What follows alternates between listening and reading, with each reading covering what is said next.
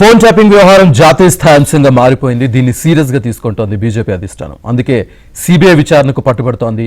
Parliament సమావేశాలు జరుగుతున్నందున కేంద్ర మంత్రి బండి సంజయ్ రేపటి విచారణ వాయిదా పడింది. ఈ నెల 28న హాజరవుతున్నట్లు ఆయనకు సిట్ లేఖ రాశారు. అదే రోజు సంజయ్తో పాటు సిట్ విచారణకు హాజరు కానున్నారు ఆయన వ్యక్తిగత సిబ్బంది.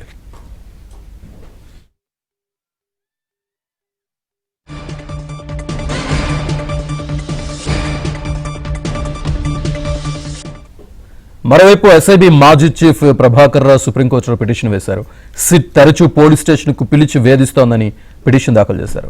ఆయన వేసిన పిటిషన్ ఆగస్టు 4న సుప్రీంకోర్టులో విచారణకు రానుంది.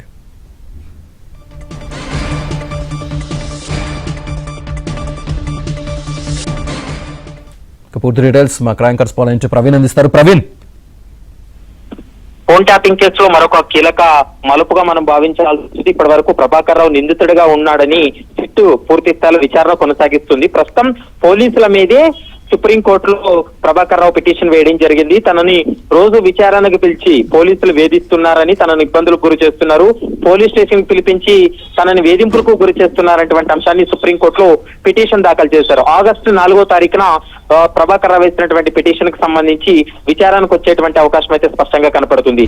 మరోవైపు అప్పటి అంటే బీజేపీ అధ్యక్షుడిగా ఉన్నటువంటి బండి సంజయ్ ఫోన్ కూడా ట్యాప్ అయిందనేటువంటి అంశానికి సంబంధించి కేంద్ర మంత్రి బండి సంజయ్ కు గతంలో పోలీసులు నోటీసులు జారీ చేయడం జరిగింది.